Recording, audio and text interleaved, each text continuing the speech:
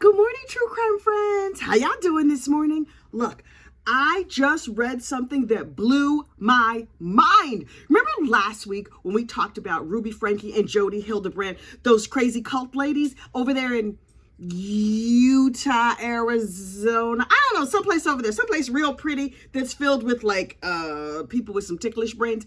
We knew that Ruby Frankie had like 6 kids or something, right? Because she had that channel 8 Passengers. Her partner in crime, literally, Jody Hildebrand. Did you know that Jody had 2 sons? How is it that we have never heard that Jody Hildebrand has 2 children who, as far as I can tell, don't speak to her and don't want nothing to do with their mama? This is fascinating to me. I am not going to go down a rabbit hole. I will not stalk or find these people. They deserve their privacy. Their mother is in prison for a very, very long time, and I'm eternally grateful that they have nothing to do with this lady. But wow, how is it that all this time has gone by and nobody has mentioned her kids? Also, ma'am, how are you giving people advice on how to raise their children and deal with their children when your kids don't even speak to you? That is curious to me. In other crazy news out west, we need to talk about Chad Daybell. Jury selection for Chad Daybell's case continues. Chad Daybell, he's just so odd looking to me. Now listen, you should obviously not focus on people's looks. We here at Gossip Rumor and Innuendo LLC, and by that I mean just me, it's just me.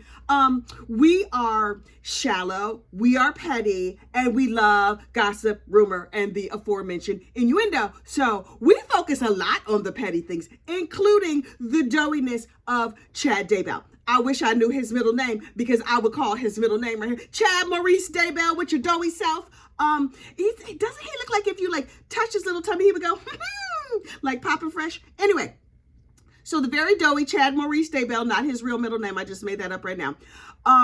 The cult leader who unfortunately unalived his wife, and then he after he dispatched with that wife, sending her on to the Endless Heaven buffet, he got with this pretty crazy lady named Lori Vallow Daybell 2 weeks after his wife died, sir.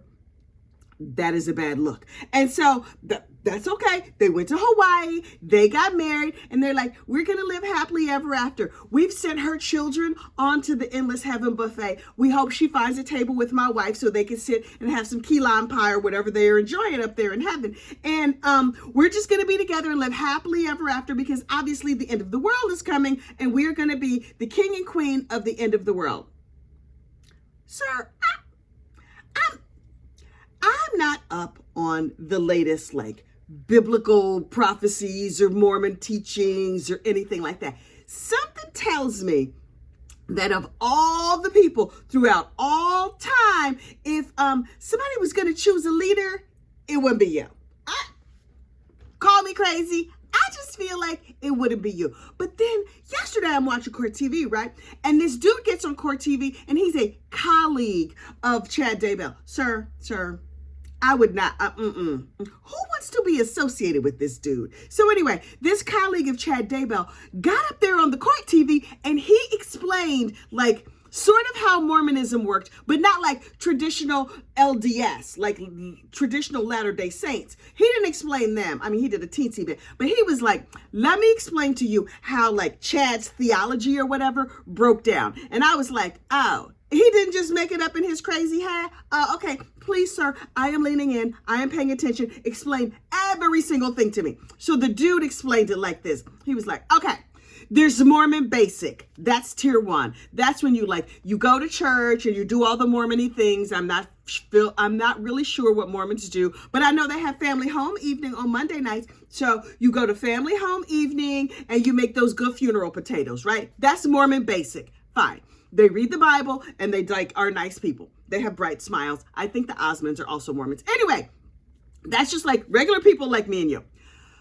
Tier 2 are fringe Mormon people. Now, the fringe people, these are people who want to be more Mormon-y than you. Yeah, they're just being basic is great, but I myself am really, really special, and I want to be better than basic, aka better than you.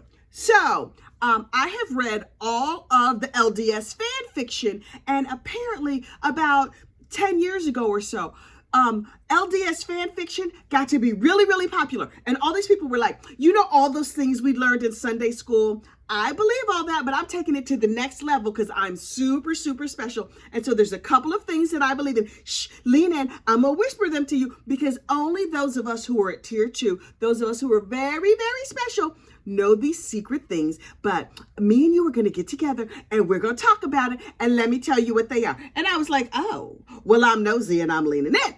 So they believe in the gathering of the 144,000. That is to say that only 144,000 people are going to go to like the good afterlife. I guess everybody eventually goes to the afterlife, but like the good seats, like front row, VIP, only 144,000 of those are available. Okay, so they're going to gather together the 144,000 and they're going to be part of the 144,000. Quick, sorry, excuse me. I have a question. If this 144,000 thing was a real thing, wouldn't all them seats be sold out before you were even born? Because I'm thinking like life didn't start just when you were born over there in 1968. I'm trying to figure it out. But anyway, they're like, nope. We thought it was sold out, but we have the new release of seats and we are like front of the line to be the 144,000. And so we're going to gather some people unto us. Who wants to gather next to you? Anyway, so that is like a big deal, this 144,000. And I was like, okay, say more.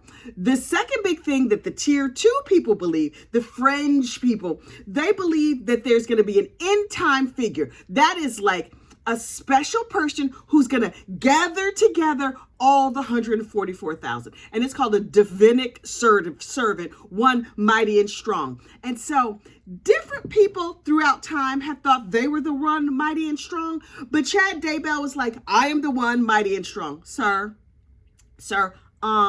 we have these highly sensitive recording devices called our eyes, and we can see your doughy self. And something tells me that the Lord Almighty has not sent Poppin' Fresh to gather us unto him. But what do I know? Like I said, I am no biblical scholar. I'm like, okay. So 144,000 and the one mighty and strong. Great. What else you got, weirdo people? So they're like, okay, we also believe in reincarnation. I was like, okay, I mean, lots of people believe in reincarnation. That's just like high order recycling. Okay, cool. You believe in recycling. I mean, I recycle here on earth and I feel like that just has to be enough. But okay, y'all believe in recycling. Okay, so you're going to be reincarnated. If I recycle, does that take me out of line to be one of the 144,000 or not? Because I'm not clear. They didn't clear it up on the court TV. So we just going to have to live in mystery. And then they're super into the end times and everything you have to do for the end times. Ooh, I done talk my throat dry. Hang on. Okay. So apparently when the end time comes, the one mighty and strong is going to be like, like whistle with his fingers, because I can't do that. He's going to whistle, and then all the people are going to gather into him, and they're going to be ready for the end times. And they're going to live in tents, and they're going to have all the food, and they're going to be perfectly fine and great. Excuse me. If I have to live in let me be clear. Y'all want me in your group because number one, I don't follow directions. I have a big mouth. I'm going to be pointing out things. You're going to be like, why is it? I'm sorry, man. You were 145,000. No, you ain't make the cut. They don't want me in their group because I am a disruptor. We're going to put it like that. So when the end time comes, I don't want to be there. Not like, oh, I want to be at the front of the line. I don't want to be with your group. I don't want, no, that needs to happen after I'm already dead, after I die peacefully in my sleep, drinking a nice cup of coffee or something, doing all the things I enjoy, listening to somebody gossip to me. Anyway, so they're like, in the end times, everyone's going to live in white tents and it's going to be snowy and cold and we're going to have all the best sleeping bags and all the best cooking stoves and dry beans. Really? No steak in the end times? Nothing? A waiter? Are there massage therapists that are going to go? Because I'm sure all that sleeping in tents is going to leave my shoulders cricked up. I'm going to need a massage. Apparently, you have to be really hardy to survive the end times. And I, my friends, am a delicate flower, so I don't qualify. But those are the basic tier. Those are the basic tenets of the tier 2 fringe Mormons. Okay, cool. I mean, not cool, not for me, but okay, now I understand. Then there's tier 3.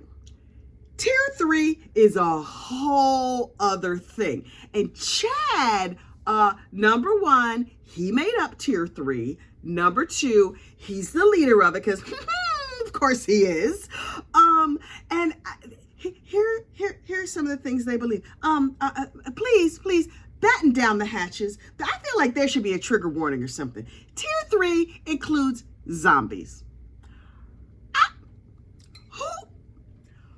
For the life of me, I do not understand how nice people were sitting there eating their funeral potatoes and having family home evening, and the next thing you know, they believe in zombies. How do you get there? Clearly you pass through tier 2 where you're like, oh yes, tents sounds delightful. No, like massage therapists and bad service, sleeping in a tent. Sure, that sounds great. Of course there will be zombies. What? Who believed this? It's easy for me to say from the outside looking in that this sounds nuts. But also, zombies was not the craziest part of it. So, according to Chad, once you get to the zombie belief stage, like that's one of them secret beliefs where it's like, not everybody can know this, but I'm gonna tell you, lean in. There are zombies. Okay. And our leader, Poppin' Fresh Daybell, can tell light from dark, and he can tell who has what powers. Okay. Okay. Again, not for me. No judge. Not that much judgment. Okay, a lot of judgment. I'm not gonna lie. I have a lot of judgment. I think these people are nuts. And you're not supposed to like talk bad about people's religious faith. But here's the thing. I have a personal belief that once you start feeling like you can unalive people, then I can talk bad about you. And that does not run afoul of my pinkies out, manners at all time disposition. So I can call you garbage if you can believe in zombies and think it's okay to unalive people. But wait, there's more. It's not enough that he decided that like there were zombies. He said that God told him it was okay to unalive others. What, sir? I'm sorry, what? So you're helping with the recycling? I don't. Sir, listen. Call me crazy. I don't think you were reading the Bible. I know this came to you in a dream. You had a near-death experience. You could tell the difference between like heaven and earth and light and dark or whatever. Sir, I think what you were suffering from was some deep mental illness. But that honestly, I feel like that's bad for people with actual mental illness. I think you were just evil and wrong. This is what I think personally. Again, my personal beliefs. Chad Papa Fresh Daybell was a big nothing. Have you seen him? This man looks like a marshmallow or a thumb or some just like blobby mass. And he's like, I'm a big nothing. I'm over here digging graves. My wife is a school librarian making 3 cents a year, yet she's somehow supporting our family of 6 because I am writing idiotic books about the end times or whatever, trying to be a big man. And so this hot crazy lady comes along and she's super into my ridiculous books. And so I'm going to dispatch with my wife and I'm going to feel really special. And I'm going to tell everybody that I am God's first cousin and they're going to follow me. Also, I'm going to be out here in these streets giving like holy blessings to people. Oh, I'm going to be laying hands on. I'm going to be just like Jesus. I'm surprised he wasn't telling people he was raising the dead, if you want to know the truth. And maybe that's why he unalived Tammy, because he's like, I just raise her up later when I need her. Because, sir, no, you were very wrong. So, these tier 3 beliefs also included Chad just informing people of what their powers were. Sir, I think your greatest power was the ability to convince people of this nonsense, but that's just me. Now, Zulema Pastenes, who was his wife's brother's new wife, something like that. His sister-in-law, basically. His new sister-in-law from the new murdery wife. He told the sister-in-law, Zulema, I can see clearly now. I see what your powers are. You can control the elements. Like the weather? Heifer can control the weather. I would need a test. Honest to God, I would be like, okay. Zulema girl, come here. You can control the weather. Make it snow. Yeah, I know it's April, and sometimes it snows in April, but I need you to make it snow right now. If you can't make it snow right now, then no. Also, okay, maybe that's too hard to test. There are puddles between here and where I want to go to get in my car. Can you park that puddle like the Red Sea so I can just walk to my car without getting my shoes wet? Can you do that? You can't? Ma'am, you have no powers except for the power of like being crazy. What is wrong with people? So these tier 3 zombie loving, power having, Papa Fresh following Mormons are on trial. And the very pretty, butt nuts and homicidal Lori Vallow Daybell is already in prison for the rest of her life for unfortunately unaliving her children. She deserves to be there. Now, Chad, her paramour / husband / giant pile of nothing, who refers to his nether regions as the storm. The storm is coming. Sir, for all people everywhere, I say, ew. No, sir. Sir, please, never. Could Zulema control that storm? Because, ew. These people, Jury selection continues for this ignorant Mameluke, Chad Daybell, who's going on trial over there someplace out west, you know I don't know where. It's one of them places where it's like hot and they have pretty rocks. Idaho, Iowa. I don't know. It's over there. You know, get a map. You're not here for news. You're here for gossip. So Oh, and the one thing that the dude from Court TV said that I found to be very, very interesting is that those basic Mormons, the regular Mormons, they don't like when you ask questions. Really? I wonder if the regular tier normal Mormons would agree that you're not allowed to ask questions. I'm not defending the Mormons. I don't know nothing about Mormonism except for they have family home evening and them nice potatoes and a bunch of people on American Idol somehow. Anyway, Chad Daybell is a whole mess. He's a whole mess. I'm very excited to see him convicted and sent to prison for the rest of his life. I personally do not believe in the death penalty, but if he got recycled, I would not be at the protest. I would not. I just would not. Because he's terrible. Also, now I want a Pillsbury product. Is that bad? I don't know. Something about him makes me think of dough. I think I'm gonna go make some pizza dough. We had pizza for lunch. Okay. Like this video, subscribe to the channel if you feel so moved. You can play bingo. We got bingo cards. Look down in the description of this video. You'll find the bingo cards. I'm gonna go, I'm gonna go make some croissants. I don't know why suddenly I want a croissant, but have a great day. Bye.